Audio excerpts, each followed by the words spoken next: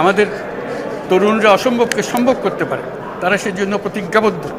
America থেকে দেশে ফিরে অন্তর্বর্তীকালীন সরকারের প্রধান উপদেষ্টা এবং নোবেল বিজয়ী প্রফেসর ডক্টর মোহাম্মদ ইউনূসের সাথে সাক্ষাৎ করেছে বাংলাদেশের number one superstar Shakib Khan. কিন্তু হঠাৎ করে কেন ডক্টর মোহাম্মদ ইউনূসের সাথে সাক্ষাৎ করলেন number one superstar Shakib Khan?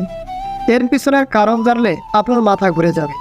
তো ভিউয়ার্স, তাই তার বিস্তারিত জানতে আমাদের সাথে থেকে ভিডিওটি না টেনে সম্পূর্ণ ভিডিওটি দেখতে থাকুন। সামনের অক্টোবর মাসেই শুরু হচ্ছে শাকিব খানের বরবাদ সিনেমার শুটিং। আর সেই সিনেমায় বিশ্বের সবচেয়ে দামি ক্যামেরা XFL-Q4 ব্যবহার করা হবে। আর সেই সবচেয়ে দামি ক্যামেরা XFL-Q4 বাংলাদেশে আনার জন্য অনুমোদন নিতে ডক্টর প্রফেসর মোহাম্মদ ইউনূসের কাছে আবেদন জানিয়েছে বাংলাদেশের number one superstar Shakib Khan.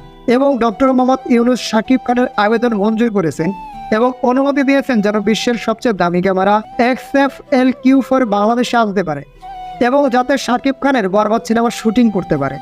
এই চুক্তির পর শাকিব খান এবং ডক্টর ইউনূস একসাথে বেশ কিছু ফটো সেশনও করেন এবং সেই ছবিগুলো সামাজিক যোগাযোগ মাধ্যমে ব্যাপক পরিমাণে ভাইরাল হয়ে যায়। তবে এটা নিশ্চিত যে বিশ্বের সবচেয়ে দামি ক্যামেরা দিয়ে বরবাদ সিনেমার শুটিং করলে সিনেমার রেজুলেশন এবং ক্যামেরা ভাইলেন্স হবে উড়াধরা। প্রিয় ভিউয়ার্স, আপনি যদি শাকিব খানকে ভালোবেসে থাকেন তাহলে অবশ্যই চ্যানেলটি সাবস্ক্রাইব করে দেবেন এবং শাকিব খান ও ডক্টর মোহাম্মদ ইউনূসের সাথে সাক্ষাৎ করা নিয়ে যদি আপনাদের কোনো মূল্যবান মতামত থেকে থাকে তাহলে অবশ্যই কমেন্ট করে জানাবেন কমেন্ট বক্সে।